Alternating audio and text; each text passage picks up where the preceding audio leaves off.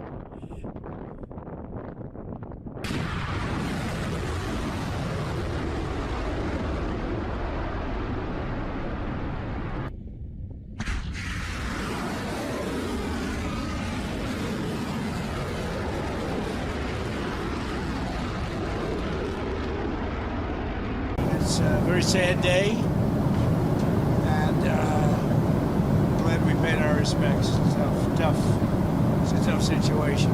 Great people, great parents, wives, family, and a beautiful ceremony. I guess you got to see that, at least partially. Any questions? President Trump, did what you just witnessed make you think differently about going ahead with this war or even putting troops on the ground in the Middle East? We're winning the war by a lot. We've decimated their whole evil empire. It'll continue, I'm sure, for a little while.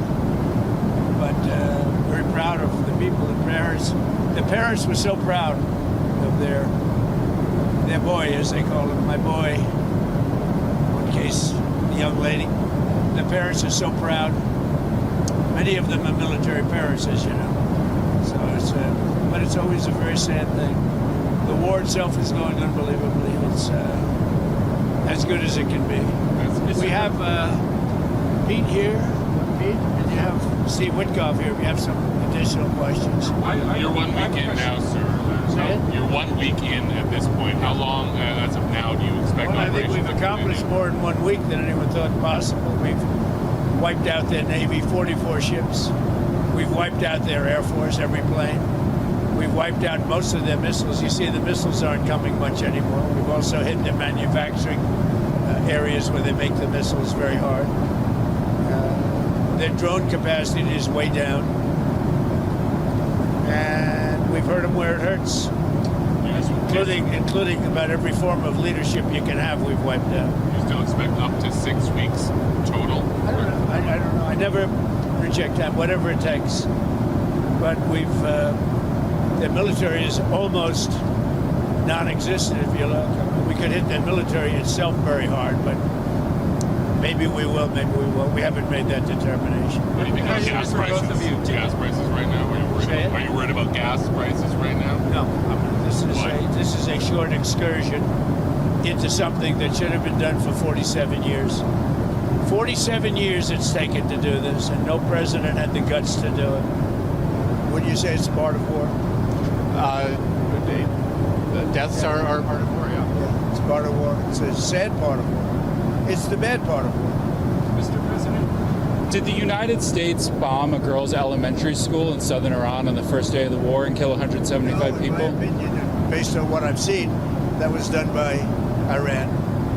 Is that true, Mr. Hegson? It was Iran who did that? We're certainly investigating. Still But investigating. the only side that targets civilians is Iran. We think it was done. We think it was done by Iran Can you give us an because idea they're of very inaccurate, as you know, with their munitions. They have no accuracy whatsoever. It was done by Iran. Can you give us an idea of what unconditional surrender looks like to you? I mean, what do you want from Iran? I said unconditional, not conditional. I said unconditional. It's where they cry uncle, or when they can't fight any longer, there's nobody around to cry uncle. That could happen too, because we've wiped out their leadership numerous times already. So it's if they surrender, or if there is nobody around to surrender, but they're rendered useless in terms of military.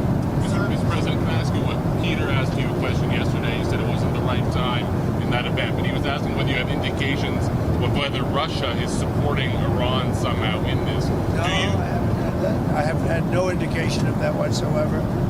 If they are, they're not doing a very good job, because Iran is not doing too well. What about the Strait of Hormuz? There's no traffic really going through it Well, right now. that's the ship's choices, but we have it cleaned out. We've wiped out their Navy.